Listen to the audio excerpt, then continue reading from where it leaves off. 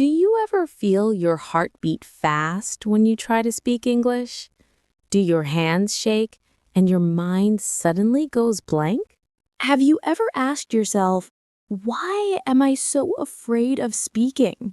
If the answer is yes, you are not alone.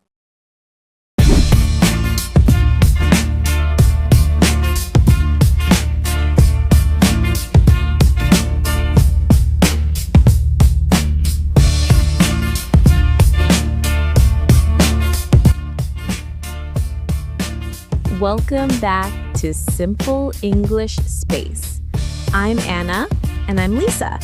Today, we're going to talk about something very real, very important, and sometimes very uncomfortable: the fear of speaking English. Yes, many of our listeners tell us, I understand English when I listen, but when I try to speak, I freeze. Or I know the grammar, but my mouth does not move. This fear is something we must learn to overcome step by step. Absolutely. And we're here to help you, not only with vocabulary and phrases, but also with confidence, mindset, and practice strategies.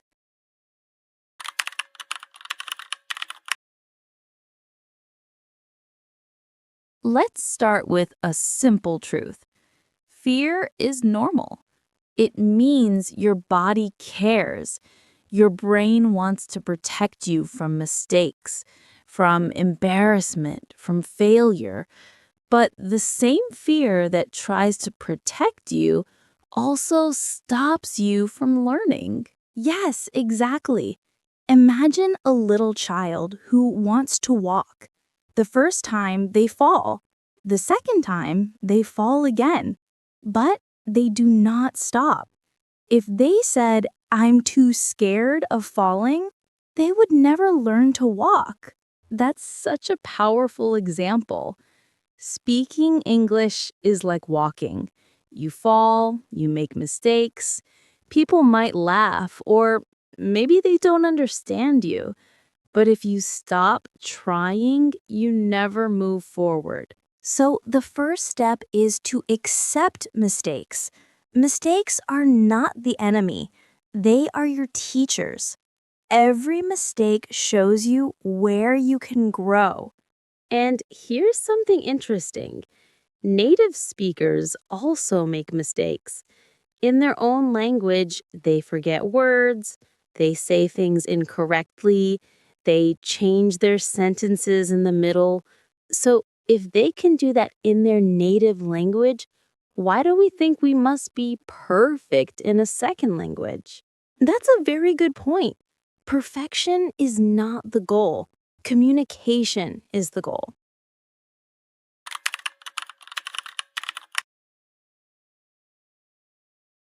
Another reason people fear speaking English: judgment.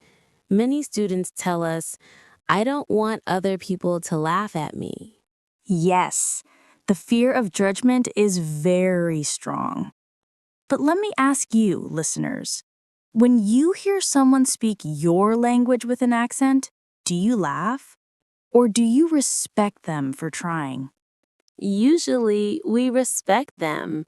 We think, wow, this person is learning my language. That's amazing. So, why don't we give ourselves the same respect when we speak English? Exactly. Instead of saying, "they will laugh at me," we can say, "they will admire me for trying." And even if one or two people do laugh, it says more about them than about you. It shows they are unkind, not that you are a failure. Yes, kind people will support you, and those are the people who matter.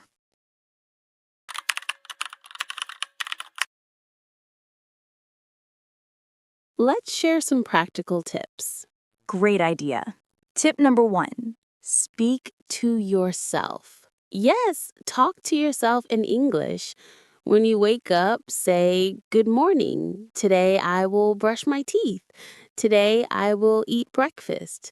Describe your actions in English. That's very powerful. When you speak to yourself, there is no fear of judgment. You create a safe space to practice. Tip number 2, record your voice.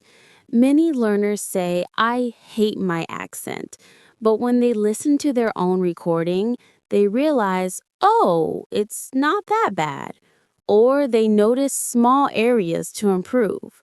Recording is like a mirror for your voice. Yes, and you can listen again and again and see your progress over weeks or months. Tip number 3, practice short conversations with a friend. For example, say, hello, how are you? I'm fine, thank you. And you? Even simple exchanges build confidence. That's right. And don't worry if your grammar is not perfect. If you say, he go to school yesterday, people will still understand you. The meaning is clear. Over time, grammar will improve naturally. Beautifully said.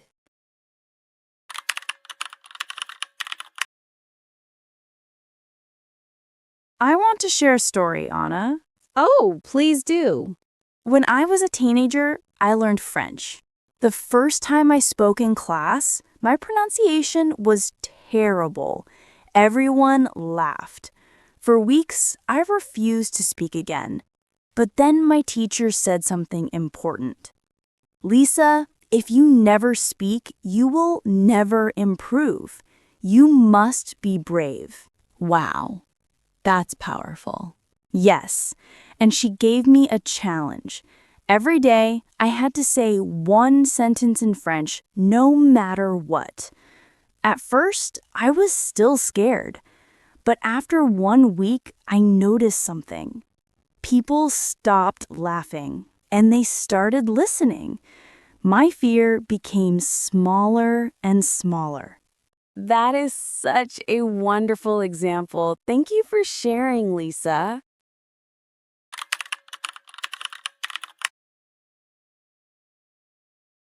Now, let's address the physical side of fear.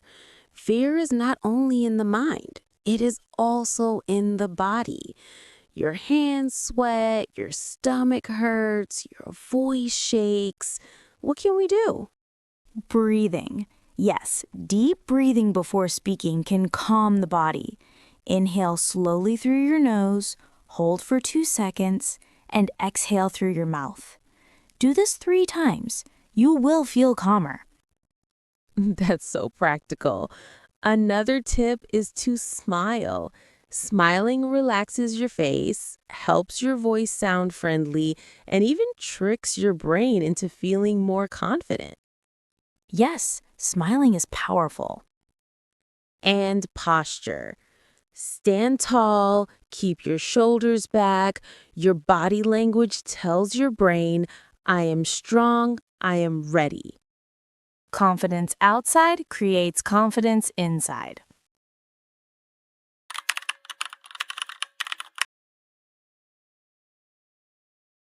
Many learners wait until they are ready. They say, I will speak English when I'm perfect, but guess what? That day never comes. Exactly. You must start now with the level you have. If you know only 50 words, use those 50 words. If you know 500, use those 500. Don't wait for 5,000. Yes, the more you use what you know, the faster you will grow.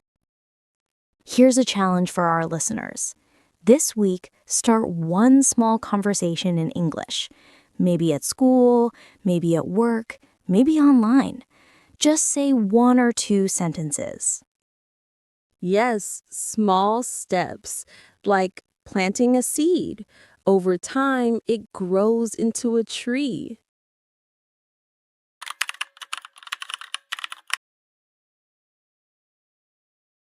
Another important idea is self-talk. Sometimes the fear voice says, I can't do it, I will fail, I'm stupid. We must replace that voice with a kind voice. Yes, self encouragement. For example, say, I am learning. Every day I get better. Mistakes help me grow. Exactly. Speak to yourself like a friend, not an enemy. Beautiful advice.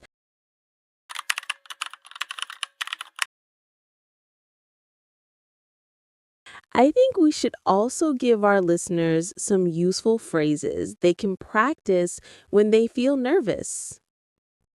Great idea. For example, sorry, can you repeat that, please? I didn't understand. Can you say it slowly? Can you explain that word? These phrases are very simple, but they show you are trying. They also give you time to think and breathe. Yes, and they reduce fear because you know what to say in difficult moments.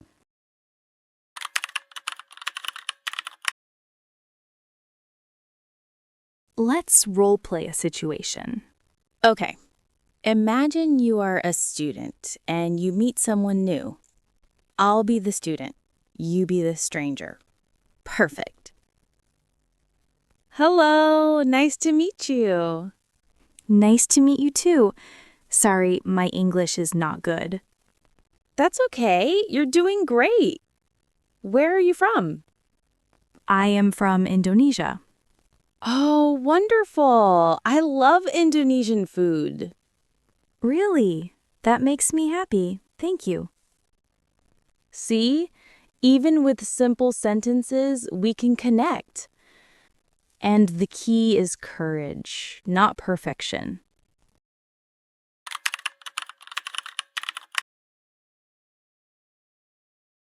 Listeners, remember this. Fear becomes smaller when action becomes bigger. Yes, courage is like a muscle. The more you use it, the stronger it gets. And every time you speak, no matter how small, you are training your courage muscle. Exactly.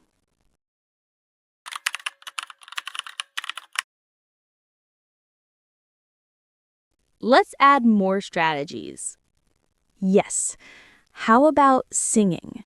Singing English songs helps with rhythm, pronunciation, and confidence. Oh, yes. And reading aloud. Choose a short paragraph every day and read it out loud.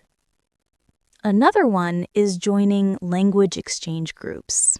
Online or offline, you can meet partners who also want to practice. And don't forget shadowing. That means listening to a short audio and repeating at the same time, like an echo.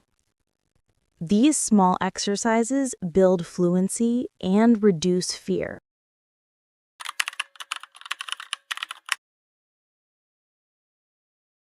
I want to share a listener story. A student once told me that she was too shy to speak in class, but she started writing one English word on her mirror every day and she said it aloud. After a month, she realized she was not scared anymore. That's so inspiring. I also know someone who practiced with a pet. She talked to her cat in English every day. The cat never judged her, of course. After 2 months, her confidence grew so much that she started conversations with people. See, practice can be creative. Yes, there is no wrong way to practice.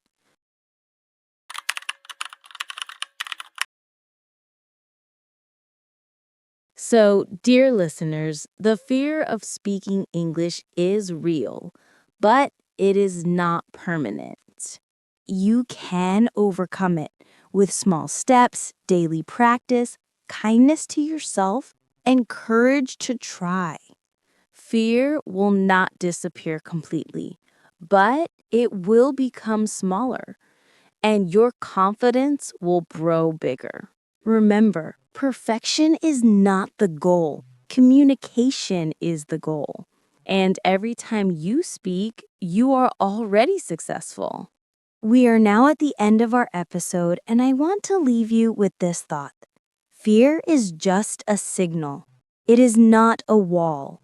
It is a door. Every time you walk through that door, you become stronger.